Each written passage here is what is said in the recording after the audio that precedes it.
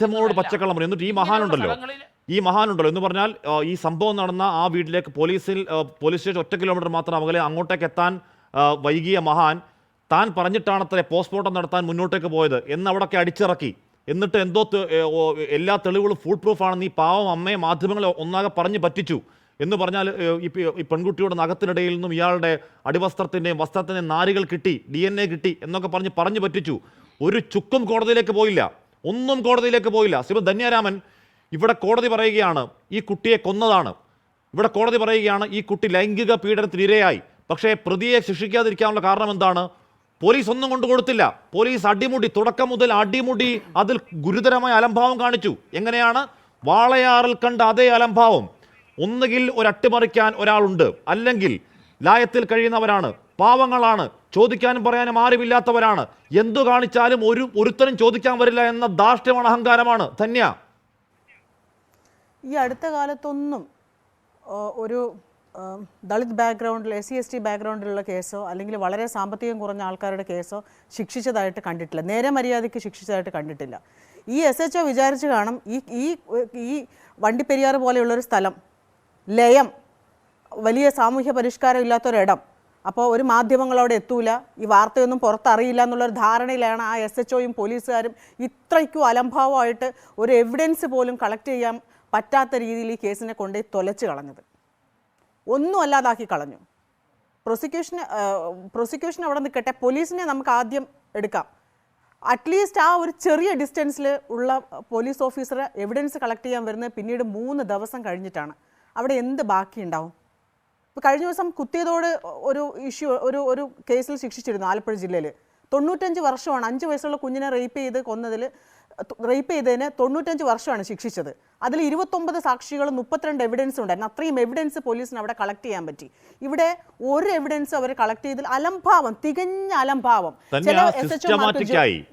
സിസ്റ്റമാറ്റിക്കായി കേസിനെ കൊന്നുകളയാൻ എന്താണ് ഡീറ്റെയിൽ ആയി റിസർച്ച് ചെയ്ത ആളുകളുണ്ടെന്നേ. നമ്മൾ വാളയാറിൽ കണ്ടു സമാന സംഭവം. ഇപ്പൊ പാവം ഈ അമ്മ ഇരിക്കുന്ന അമ്മ ആശ്വസിക്കണം. അപ്പീൽ പോകുന്നു പറയുകയാണ്. അപ്പീൽ പോയിട്ട് എന്ത് ചെയ്യാനാണ്? ബേസിക് ആയിട്ടുള്ള തെളിയിക്കേണ്ട ഒരു തെളിവ് ശേഖരിക്കാതെ അപ്പീൽ പോയിട്ട് എന്ത് ചെയ്യാനാണ് ധന്യ?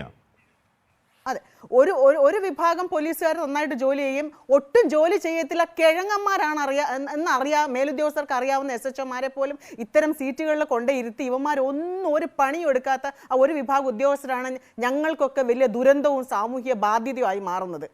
ഇപ്പം എത്ര നമ്മൾ ചർച്ച ചെയ്തു, മധുവിൻ്റെ കേസ് ചർച്ച ചെയ്തു, അട്രോസിറ്റി പോലും നേരെ മര്യാദ കിട്ടില്ല.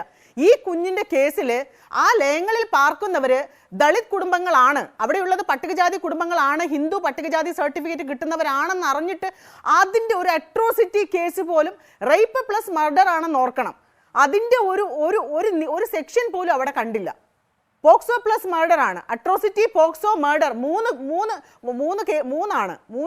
കുറ്റങ്ങളാണ് അവിടെ ഉള്ളത്. അപ്പോൾ എന്ത് പോലീസാണ് അവിടെ ഇരിക്കുന്നത്? ഒരു DNA ടെസ്റ്റ് നടത്തിയിട്ടില്ല. ഞാൻ ചരിത്രത്തിൽ ആദ്യമായിട്ടാണ് ഞാൻ കേൾക്കുന്നത് ഒരു DNA ടെസ്റ്റ് നടത്താത്ത പോലീസ്. ഇത് എന്ത് പോലീസാണ്? ഇങ്ങനെയൊക്കെ ആയാൽ ശരിയാവുമോ?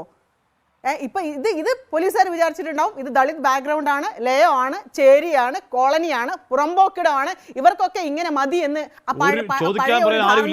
ഒരു ഉദ്യോഗസ്ഥനാണ് എന്ന് പറഞ്ഞാൽ ചോദിക്കാനും പറയാനും ആരുമില്ലാത്ത പാവങ്ങളാണ്. എന്തെങ്കിലുമൊക്കെ പോയി നാട്ടുഭാഷയെ പറയില്ലേ, അങ്ങനെ ആവട്ടെ എന്ന് വിചാരിച്ചു പോലീസ്. അതേ ഉണ്ടായുള്ളൂ.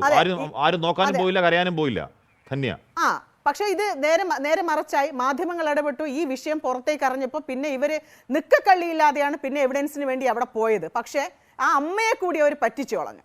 അമ്മ ഇപ്പം എന്താ പറഞ്ഞത്? പോലീസുകാർ നന്നായിട്ട് അവരെ തെറ്റിദ്ധരിപ്പിച്ചതാണ്, എവിഡൻസ് കളക്ട് ചെയ്തെന്നൊക്കെ പറഞ്ഞ് തെറ്റിദ്ധരിപ്പിച്ചതാണ് അമ്മ നിങ്ങളെ. എനിക്ക് സത്യത്തിൽ വിഷമമുണ്ട്. 14 വർഷം കാത്തിരുന്ന് കിട്ടിയ ഒരു കുഞ്ഞാണ് അത്രേ. എനിക്ക് സങ്കടമുണ്ട്. നമ്മൾ എത്രയോ കേസുകൾ ഇവിടെ കാണുന്നത്, എത്രയായാലും ഈ ഒരു സിസ്റ്റം ഇത് പഠിക്കത്തില്ല. കൃത്യമായിട്ട് ശിക്ഷ മേടിച്ച് 2013 തൊട്ട് പോക്സോ കേസുകൾ രജിസ്റ്റർ ചെയ്യാൻ തുടങ്ങി. നിങ്ങളൊന്ന് ഓർക്കണേ, ഇവിടുത്തെ ഏറ്റവും വലിയ കാശുകാരനും സാമ്പത്തിക സാമുദായിക പ്രിവിലേജ് അനുഭവിക്കുന്ന ഏതെങ്കിലും ഒരുത്തൻ ഈ അടുത്ത കാലത്ത് അങ്ങനെ ശിക്ഷിക്കപ്പെട്ടതായിട്ട് നിങ്ങൾ കണ്ടിട്ടുണ്ടോ? ഈ അടുത്ത കാലത്ത് ഈ ഒരു 2013, 14, 15 ഞങ്ങൾ ഇടപെട്ട കേസുകളൊക്കെ ഉണ്ട്. കേരള കോൺഗ്രസ് ബിന്റെ ഒരു വലിയ നേതാവാണ് അഗസ്ത്യർ വനത്തിലെ 3 കുട്ടികളെ റേപ്പ് ചെയ്തത്. ഇത്രയും 2015 സംഭവമാണ്. സംഭവം 8 കൊല്ലം കഴിഞ്ഞിട്ടും കോടതി ഇന്ന് വരെ വിചാരണയ്ക്ക് പോലും വിളിച്ചില്ല. വയനാട്ടിലാണ് 15 വയസ്സുള്ള ആദിവാസി കുഞ്ഞിനെ ഒരു കോൺഗ്രസിന്റെ സ്റ്റേറ്റ് കമ്മിറ്റി അംഗം അതിക്രൂരമായിട്ട് റേപ്പ് ചെയ്തിട്ട് അവരും അവിടുത്തെ ഏറ്റവും വലിയ ഏക്കറണക്കിന് ഭൂമിയും അത്രയും ആസ്തിയുള്ള ആൾക്കാരാണ്. വലിയ ആൾക്കാരൊന്നും ഒരു കേസിലും ശിക്ഷിക്കപ്പെടില്ല. നേരത്തെ ആരോ പറഞ്ഞ പോലെ അന്യസംസ്ഥാന തൊഴിലാളികളും പാവപ്പെട്ട ആൾക്കാരും കുറ്റകൃത്യം ചെയ്യുമ്പോൾ മാത്രം പെട്ടെന്ന് ഉണരുന്ന ഒരു ഉണർച്ച, അതാണ് ഇവിടെ ഇപ്പോൾ ഉള്ളത്. അല്ലാതെ നീതി കിട്ടുന്നുണ്ട്, കോടതിയിൽ എത്തുന്ന ഒരു കേസുകളും നേരെ ചൊവ്വേ ശിക്ഷ കിട്ടി പോകുന്നില്ല. നമ്മൾ പച്ചയ്ക്ക് കണ്ടല്ലേ മധുവിന്റെ കേസിന് നമ്മൾ എത്ര ഡിസ്കസ് ചെയ്തിട്ട് അവസാനം ഒരു അട്രോസിറ്റിന്റെ ശിക്ഷ പോലും 4 മണിക്കൂർ കസ്റ്റഡിയിൽ വെച്ച് മധുവിനെ കൊന്നിട്ട് ഒരു അട്രോസിറ്റിന്റെ ഒരു ശിക്ഷ പോലും വാങ്ങിക്കൊടുക്കാൻ പറ്റാത്ത പോലീസും പറ്റാത്ത കോടതിയുമാണ് ഇവിടെ, പ്രോസിക്യൂഷനുമാണ് ഇവിടെ ഉള്ളത്. പിന്നെയാണ് ഇനി ഞങ്ങൾ പ്രതീക്ഷിക്കേണ്ടത്. ധന്യനാഥ പറഞ്ഞാൽ 100% ശരിയുമാണ് കേട്ടോ. ഞാൻ അങ്ങയിലേക്ക് എത്താം.